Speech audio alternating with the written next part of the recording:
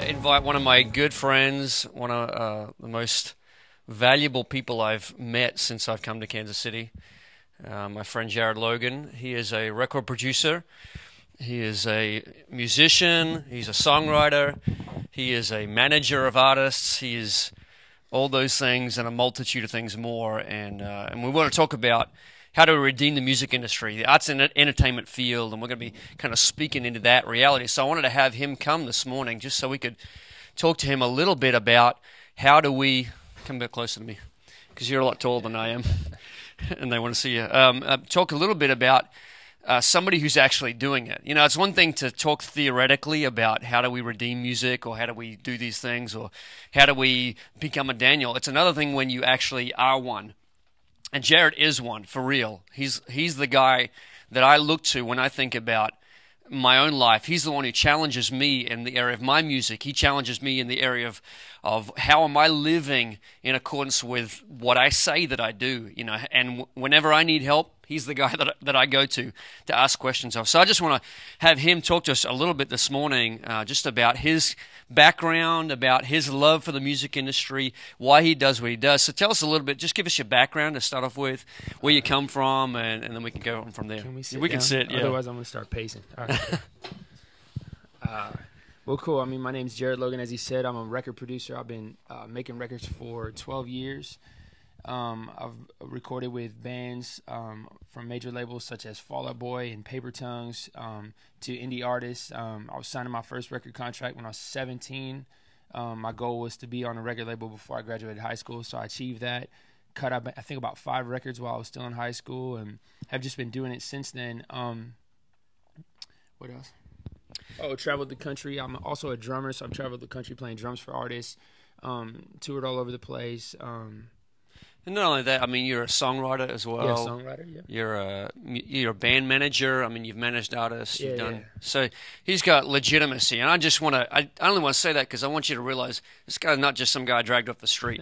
This guy's for real has really had impact in the music industry. So why do you feel like? Just tell us, why do you feel like the music industry is such an important industry?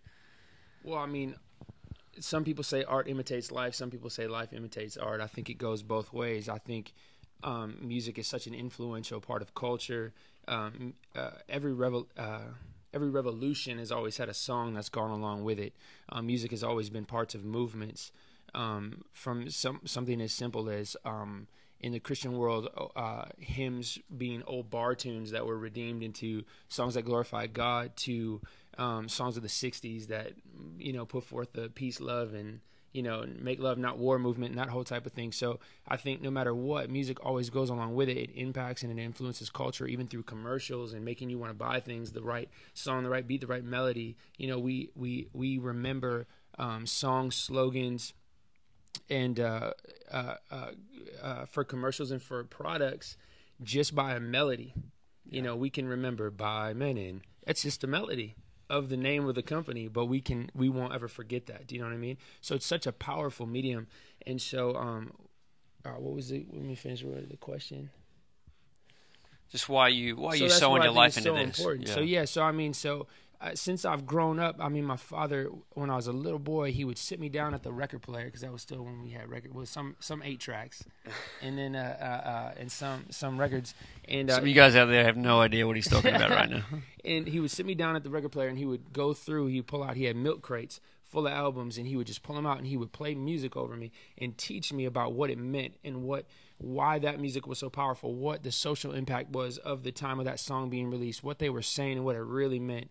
Who was the first person to do a song like that? Who was the first one to start using that instrument to create new genres? He taught me all about that stuff. Had really no idea the impact that he would have on my life, as far as that's exactly where I was going. He just shared a love that he had, and he just sit down and share it with me, because from a little boy, I showed interest in that. And so that helped shape me and understand how powerful music really is. Yeah, and I think we've talked often about, you know, the Beatles and even modern culture with Katy Perry and different ones that are absolutely influencing modern culture through the songs that they sing. I mean, you were even telling me this morning about listening to the radio Yeah, I mean, you were asking me, what do I want to see changed or why am I in this? And it's crazy. I'm driving here this morning. It's like 9:45 in the morning, and I just flip on pop radio.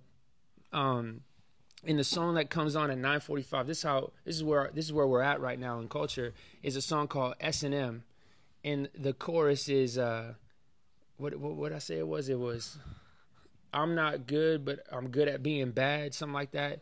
There's sex in the air, and I love the smell of it. Sticks and stones can break my bones, but chains and whips excite me. That's the hook of the song. I mean, that's just a reflection. Then it goes from there to a massively outspoken homosexual artist who's the next track that comes out. And so I'm just like, whoa, 9:45 in the morning. I mean, that stuff used to get, not even at that level, but you could sneak music in like that on a radio station after 10 p.m. That was allowed, especially on the weekends. But now 9:45 on a Saturday morning, that's all that can be played. Yeah, so we have a sliding into debauchery, really. I mean, the music industry really is increasing in its effect. It's increasing in its effect on on popular culture, right? As well as at the same time, it's pushing the boundaries of what is acceptable. But that's been popular culture, music culture for generations, I think, no doubt, has been pushing the edges of what does it mean to be popular. Right, and here's the disconnect that I have. So, I mean, I love Jesus, and I flip up 2 more stations on my dial, and I hit the big mainstream Christian station, and I go, if I'm not down with this at all, if I'm not down with God at all, there is nothing on that station that would have attracted my ear next to the music that was on the other one. Even though the lyrics are foul on that pop radio, that music and those beats and those rhythms and melodies were so powerful and engaging and grab your ears so hardcore that there's nothing that would have attracted me. So it's like we're the Christian music industry is now about 3 years behind the secular music industry. I use those 2 terms very loosely because as far as the record companies go, there is no secular or Christian. They're all secular. That one just sells Christian records, one sells secular records. The people that run them there's really no difference. I mean, there are legit Christian people in both realms, but as far as how it's all broken down, it's the same industry, and all the parent companies are all the same. At the end of the day, they answer to the same people. And so there's the Christian industry is only 3 years behind, but that 3 years, what's happened in pop culture and pop music in the last 3 years is so significant that it still sounds so dated. And on Christian radio, we're still playing the music that is 15 years behind.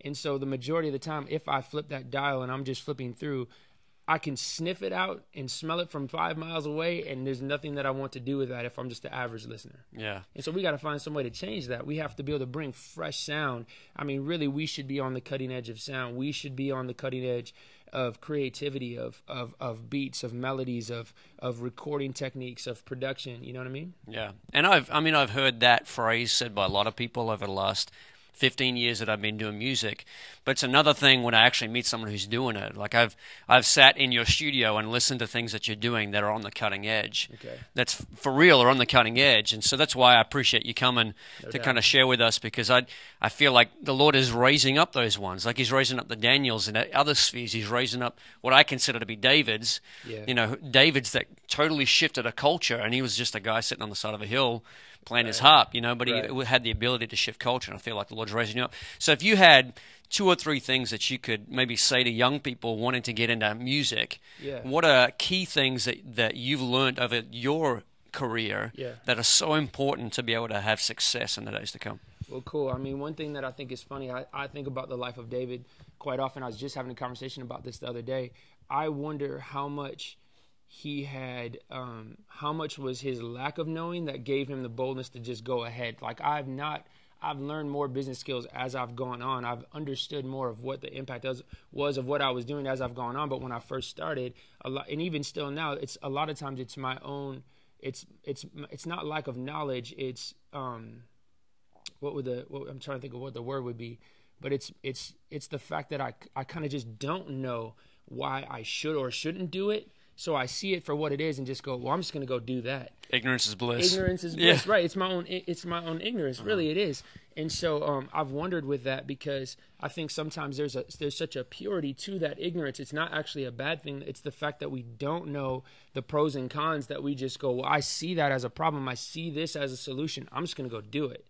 And because we have that boldness to just go do it, the Lord meets us there and things come together and things change. So I think that's one piece of advice I would give. It's not to go without understanding because you want understanding. Right. But it is to just, if you have that, like David may not have really known what could have really gone down when he went to go slay Goliath. Maybe he did because he had killed bears and lions at that point. But maybe that first bear, he was scared out of his mind, but just did it. And then as he had that, as he could look back on that story and go, well, wait a minute, I killed that bear, I could kill this lion. Wait a minute, I killed that bear and that lion, I could kill this giant. You know what I mean? And then another thing is what I was getting, or what you just mentioned, is that, I'm beginning to create this music and working with these artists and other producers. And it really does take a team to make relevant music. And I don't like using that term relevant because it's just been so abused lately, but to make music that is on the cutting edge.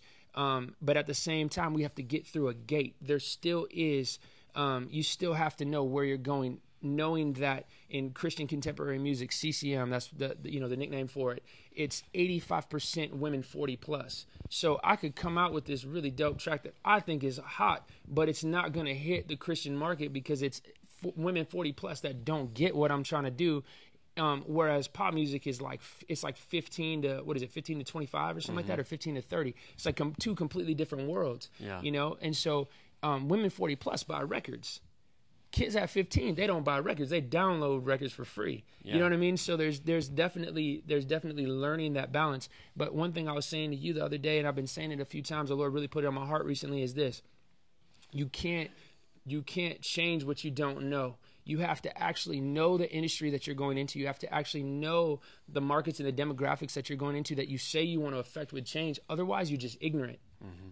You know what I mean? And so we were just saying ignorance is bliss. It on can some be. Levels, on some levels, it's more of the immaturity in that ignorance. You know what I mean? What I'm saying with David, using that correlation. Well, I think David had courage. Courage to believe, even if he didn't see, he had the faith and the courage to just go anyway. No doubt. Which is different than just blind ignorance. Right, but it's saying, and I've heard a lot of people say, well, we want to change the music industry. Well, if you don't know what the music industry really is, then you don't know what you need to change. And that's full-blown ignorance. The thing is that you have to understand that certain things that we think need to be changed, when you get into the whole structure of the whole thing, some of it needs to stay and some of it needs to change. Mm-hmm. The fact that the music industry has been built off a mafia mentality, it really has been built off blood money.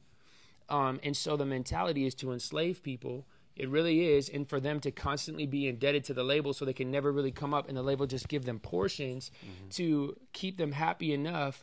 Where you have an artist like Kelly Clarkson, who was the first person to win American Idol. Now, when they launched that show, they really had no idea what the success would be. But Clive Davis made $100 million off her first record, and she made $3 million.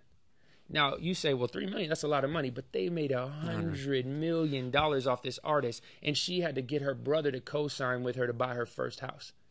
And then, so that's just sad. So the industry's been built off the backs of these artists, and so that needs to change. But you have to get in there and you have to really know what's really going on. You have to understand management, why they deserve a 20% fee. Now, as a manager, if I said, how much money do you want to make? And you said, well, I want to make $80 doing this. I'm just using a very small number because it's easy math. You're like, well, I'd like to make $80. And so I go, well, cool. Is it cool if I go get $100 then? So I can get, because I want to make $20 off this deal.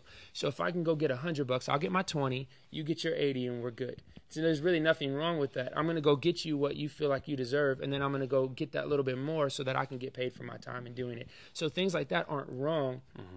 But we've seen them be abused so many times. We look at it, point at it, and go, well, that has to change. Well, we need to really understand what's really going down to know how to really change it. Yeah, it's good. And I think we've talked a little bit about as well, and Deborah mentioned this the other night, is about really being intentional about what you do. And I think you understand that because of what you sowed in, even when you built your first studio. And you worked hard. You've worked 6 days a week, and you've sewed in, and you've got a family with 4 kids and a wife, and and so you've got responsibilities, but you were still intentional day after day to go. I'm going to go into the studio even when I've got no work, just because I want to learn. I want to grow. I'm not just going to hope that it happens. And I've done that in my own life at times, where I've just kind of, life will just kind of happen to me as I go along, and I haven't been intentional about it, and I've made mistakes because I haven't been intentional. And I think something that I've learned especially from Jared, is about constantly being intentional about my life. If I want to see something change, it's only going to happen because I've been intentional about it. Can you speak to that at all for us? Yeah, I mean, it's funny. A lot of times it's very easy to point out a problem, but it's not that many people bring a solution to the table. I think if we can find an issue, I mean, sometimes, you know, we are the people that just have to point it out, and then then somebody else in the room goes, well, wait, I know how to fix that. But my heart is to, if I see it, then I want to be able to bring change to it, not just sit around talking about what I see, but actually bring something to the marketplace. The marketplace looks at us and goes, well, what can you do for us? What can you bring to us? And so I'm constantly trying to refine my skills and find what can I actually bring to the table. The more that I can bring to the table, the more influence that I begin to get, and then I can influence the influencer. And so to me, like, that's part of what I want to do, is I want to be able to influence the people that are influencing people, not just influence the consumer of music. I also want to influence the artist. I want to influence, record executives and things like that. And so my approach could be a little bit different, but I think that's a big part of it, is not just being able to point out what it is, but be able to begin to dive in and become a resource for that change. That's good. So can you just pray for young people that are wanting to get into the music industry, in the entertainment field, because it all, essentially it's the same thing. Yeah. The principles at the foundation are the same. So pray for those ones that are wanting to do this, because we really believe the Lord's raising up people to redeem the arts and entertainment industry. So would you pray for us? Yeah, for sure. Well, Lord, I thank you for this opportunity, and I thank you for every ear that's hearing. And everything that I'm saying right now, God, you know it applies to a lot more than the music industry, and I pray that people would catch that, and that this really applies to whatever industry or whatever fashion of life, down to raising your kids or a marriage,